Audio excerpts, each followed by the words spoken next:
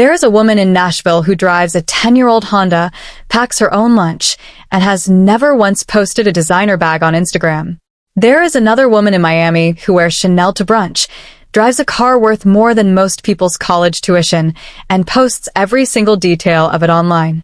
Guess which one is a millionaire? If you guess the one with the Chanel, honestly, don't feel bad. Society trained you to think that way. But it's wrong, and the gap between those two women is not about income. It's not about luck. It's about something far more interesting and far more human that nobody talks about at dinner parties. Stick around, because by the end of this, you're going to look at every rich woman you know a little differently. And you might look at yourself a little differently too. Picture this for a second. Not 5 years from now, not some distant future where you've figured it all out. Picture the version of you that exists right now, today, quietly making one different decision this week. That's it. That's the whole beginning of this story, and it's smaller than you think. Here's the belief almost every woman carries, whether she admits it or not. Wealth begins with a bigger paycheck. Get the raise, get the promotion, get the higher-paying job, and the money problems disappear.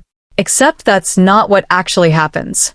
Ask any financial advisor who's worked with high earners, and they'll tell you the same unsettling thing. Some of the highest-earning women in the country are one bad month away from panic, while women earning half as much are sitting comfortably on six-figure investment accounts. Income was never the variable. Behavior was. That's the hidden truth wealthy women stumbled onto, usually by accident, usually after some kind of wake-up call that had nothing to do with a spreadsheet. Let's talk about a woman named Kendra. Not her real name, but her story is real enough, pieced together from patterns therapists and financial coaches see over and over. Kendra was a marketing director in Austin, making close to $90,000 a year in her early 30s. On paper, she was winning. In reality, she was 3 credit cards deep, refreshing her bank app like it owed her an apology, and quietly terrified that one emergency would collapse the whole thing. Kendra wasn't reckless. She wasn't bad with numbers. She was doing something much more common and much harder to notice from the outside. She was spending in a way that matched how she wanted to feel, not how much she actually had. This is where the psychology gets interesting, so stay with me. Money for a lot of women isn't really about money. It's about identity. It's about walking into a room and feeling like you belong there. It's about a text from an old friend showing off a vacation and something in your chest tightening before you've even consciously registered why. Spending becomes a language for saying, I'm doing fine, actually better than fine, even when the bank account is quietly screaming otherwise. Sociologists have a name for this. Keeping up appearances isn't vanity, it's survival instinct dressed up in a nice outfit. Historically, women's social standing was tied to how they appeared to others, not what they privately owned. So the impulse to look successful runs deeper than any single generation. It's inherited behavior, running on autopilot, long after the reasons behind it stopped making sense. Kendra's turning point came, oddly enough, from her grandmother. Her grandmother had almost nothing flashy her whole life, wore the same 3 coats for 2 decades, and left behind a paid-off house and a retirement account nobody knew existed. Kendra remembers sitting in the lawyer's office thinking, she had more freedom than any of us, and we thought she had less. That single afternoon rearranged something in Kendra's brain. She stopped asking, what can I afford to buy, and started asking, what can I afford to become? But here's where it gets complicated, because freedom isn't free of consequences either. If you're the kind of person who finds it fascinating how money, status, and identity quietly shape the decisions we make every single day, go ahead and subscribe. Every video here digs into the psychology behind wealth, without the boring spreadsheet lecture. Now back to Kendra, because the story doesn't end with a tidy lesson about budgeting. It gets messier before it gets better. Once Kendra started building real savings, real investments, a real cushion, something unexpected happened. Her relationships changed. Friends who used to invite her to every expensive dinner started inviting her less, almost like her new frugality made them uncomfortable. A boyfriend at the time made an offhand comment about her being different now, more guarded. She wasn't guarded. She was simply no longer performing. This is the part almost nobody warns you about. Building wealth doesn't just change your bank account. It changes the social contract you have with the people around you. Some friendships were built entirely on shared spending, shared complaining about bills, shared impulsive weekend trips. Remove the impulsive spending, and some of those friendships quietly dissolve because there was nothing else underneath them. That's uncomfortable. Nobody puts that in the highlight reel. There's a strange grief that comes with outgrowing people, even when the outgrowing is a good thing. Kendra described it once as feeling like she'd moved to a new city and forgotten to tell anyone the new address. She hadn't changed her values.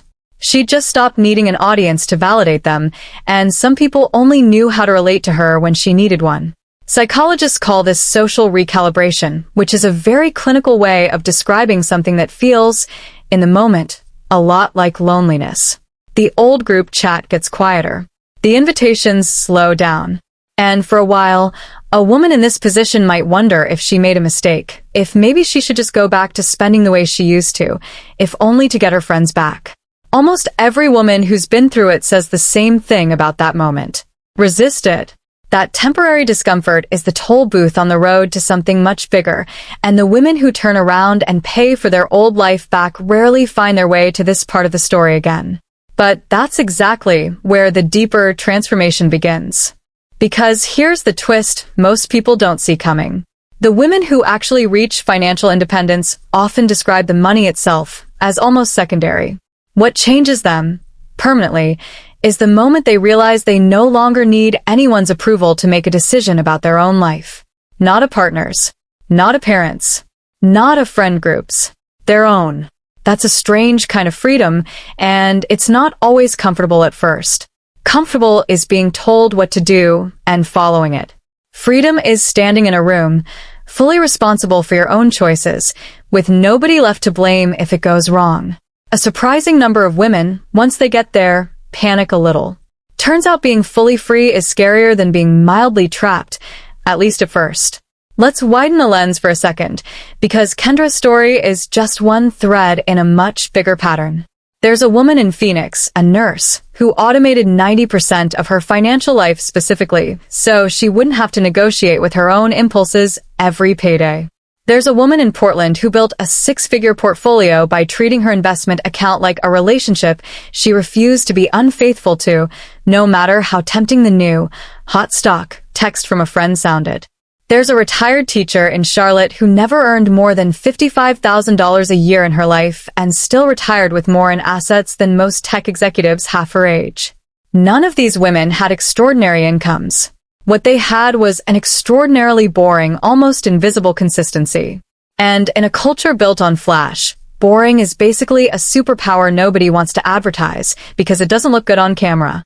Here's something else these women have in common, and it's a little embarrassing to admit.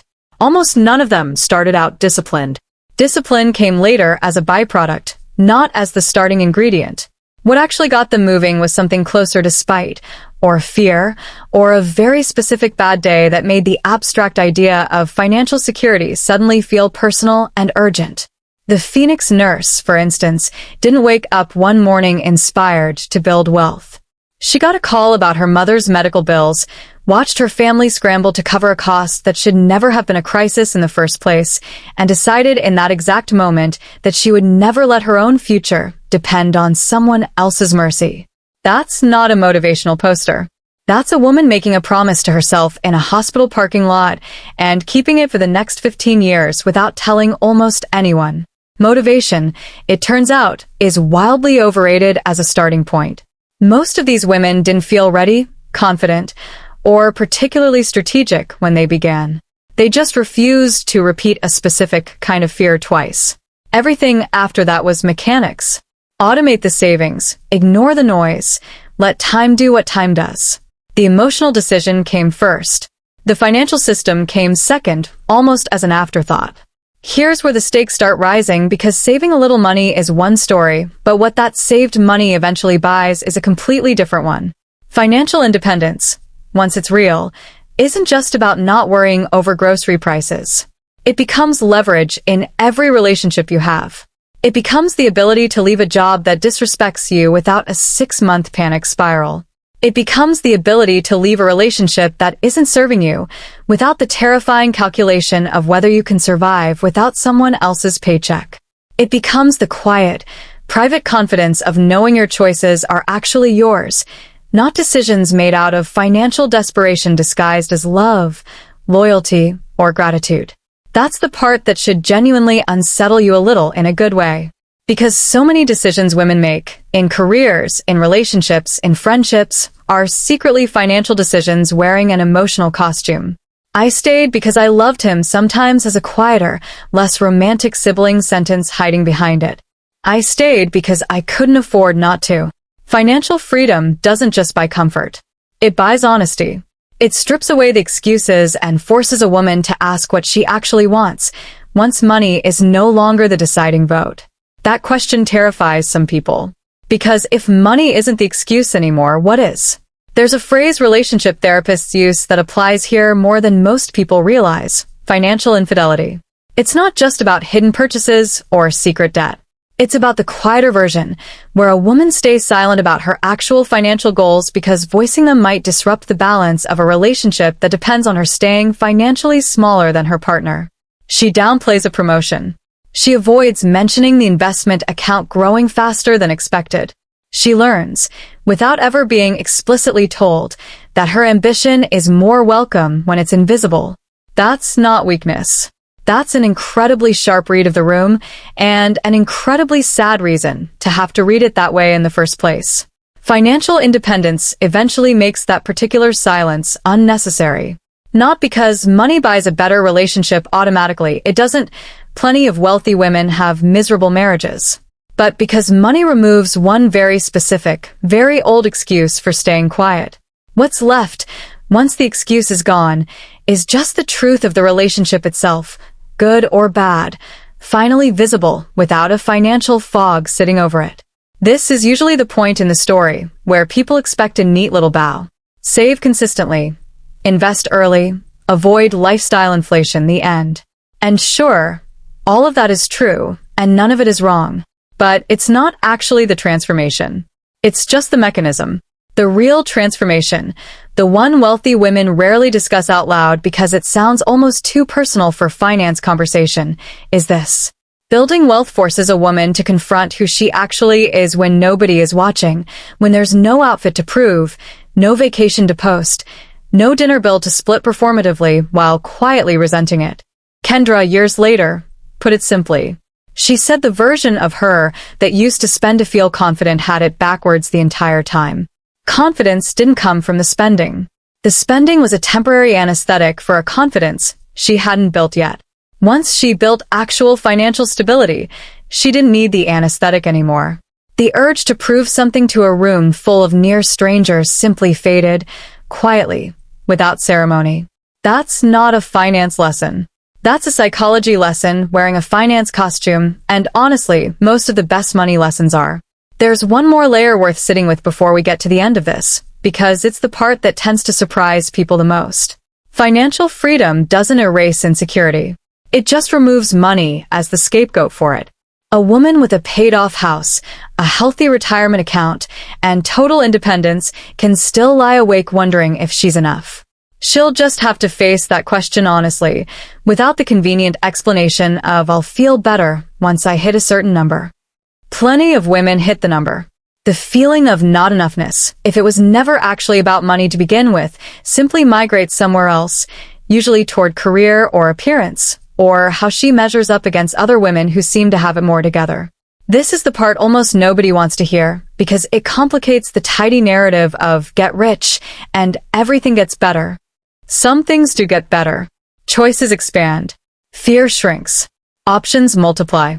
But peace, actual peace, was never sold at the price of a bigger bank account. It was available the entire time, hiding underneath all that striving, waiting for someone to stop long enough to notice it. The women who seem to have genuinely figured it out, the ones who aren't performing peace for an audience, tend to describe the same quiet realization eventually. The money was useful. The money was never the point. So, where does this leave things? Wealth, real wealth, the kind that survives a bad year, a breakup, a layoff, a recession, isn't built from a single decision. It's built from hundreds of small, unremarkable, almost boring choices, repeated long enough that they stop feeling like discipline and start feeling like identity. The women who retire comfortably, who sleep peacefully, who negotiate from strength instead of desperation, are rarely the ones who looked the richest along the way. They're the ones who quietly decided, at some point, that their sense of worth would not be rented out to appearances anymore. And maybe that's the uncomfortable, beautiful truth sitting underneath this entire story. Financial freedom was never really about escaping poverty. For most of these women, it was about escaping performance. Escaping the exhausting, expensive job of looking fine in front of people who were, ironically, also just performing. Think about how much energy gets spent maintaining an image nobody actually asked to see. The right car in the driveway. The right vacation photos. The right brunch at the right restaurant with the right lighting. All of it aimed at an audience that, if you ask them individually, would admit they weren't paying nearly as much attention as you assumed. Everyone is too busy managing their own performance to fully absorb yours. It's an exhausting trade, spending real money to maintain an imaginary audience's imaginary opinion, and the women who eventually opt out of it describe the relief in almost physical terms, like putting down a bag they'd been carrying so long they forgot it had weight. Money, in the end, isn't the destination. It's the receipt. It shows up after the real work is already done, the internal work of figuring out who you are when nobody's keeping score. So the next time you see someone who looks effortlessly wealthy and someone else who looks quietly ordinary, remember Kendra's grandmother and her 3 old coats, and ask yourself which kind of rich you're actually chasing. The kind other people can see, or the kind that lets you finally stop checking.